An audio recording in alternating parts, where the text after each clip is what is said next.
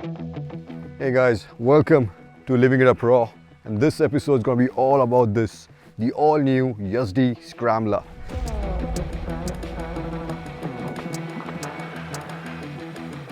This is obviously now OBD2 compliant and comes in this all new paint scheme which I personally love. I think it looks smashing. And while Yezdi were at it, they also made a lot of changes in the engine internals with the main aim of improving the refinement, the NVH levels, and also improving the tractability. How have they done that? By mainly going for a different map altogether, which will not only help the fueling in the lower revs, but also complement the new 47 teeth rear sprocket. And if you look here, of course the ergonomics have also changed a little bit thanks to this new handlebar, which is 45 mm taller. So this is designed to give you a much better riding position when you're standing up and riding. But other than that, this is essentially the same motorcycle powered by the same 334cc engine, makes the same 29 PS, 28 Newton meters of torque. And I really am excited to see how all of these changes contribute to make what was already a very promising package. So let's go and find out.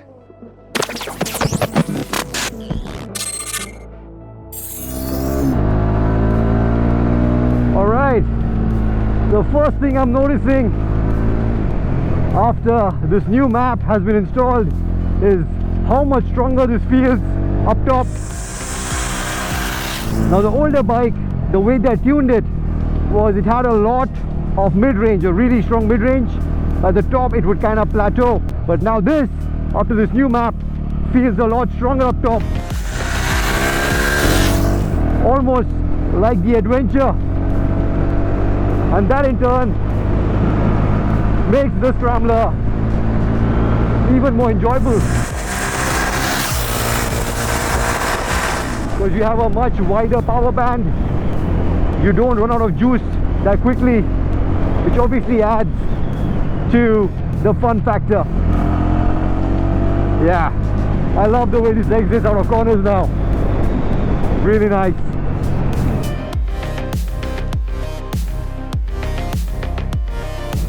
And also in terms of fueling overall, I think this is much better. Like the throttle, the way it responds at first touch, the fueling is really good in the lower revs.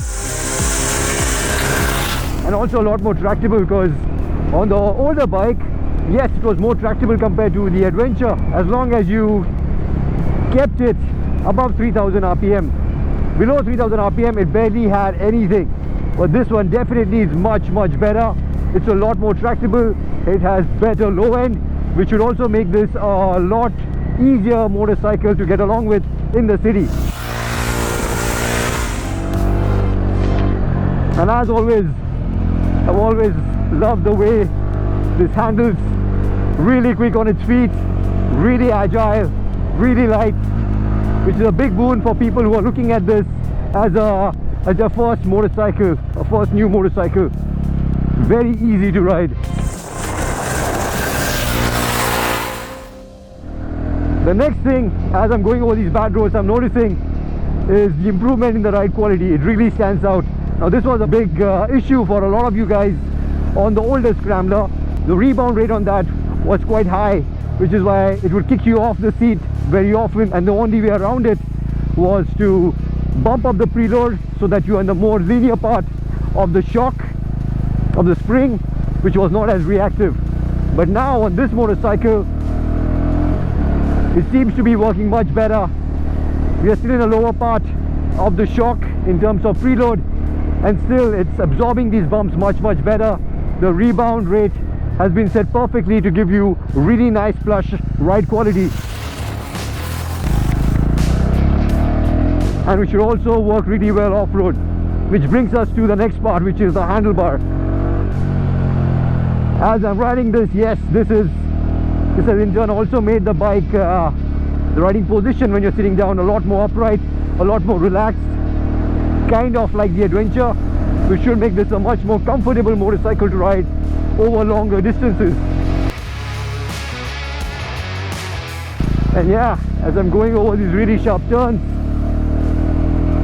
that's standing out is the clutch. I love how light it is to operate. And even the gearbox, the 6-speed transmission is really, really good. There's the other thing which helps this also go on to clock almost 140 kilometers per hour on the straights when you find a good road, which is another telltale sign of the improvements that Yezdi has made with this new map. But enough of the road. Now I'm very curious to see how this new handlebar helps the Scrambler when you go off-road. So let's take a nice shortcut, shall we?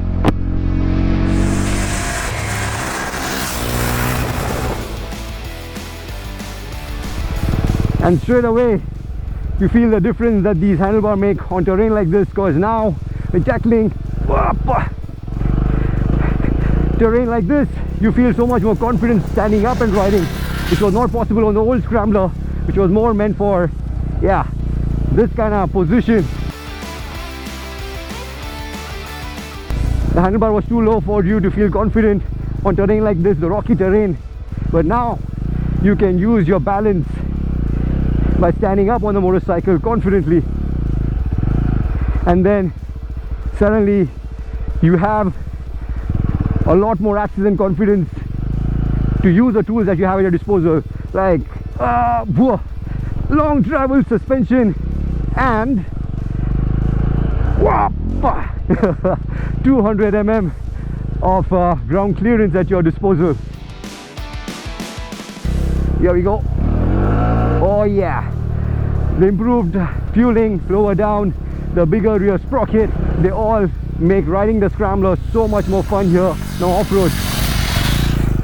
And what differentiates it from the Adventure is the fact that it's so much lighter, it's so compact, so it's a lot less intimidating for new riders.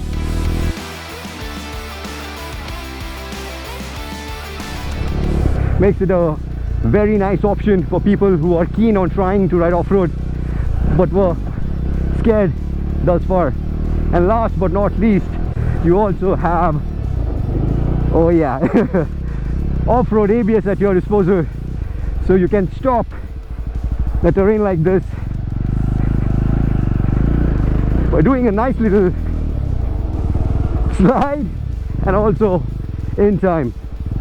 Good stuff, this, good stuff.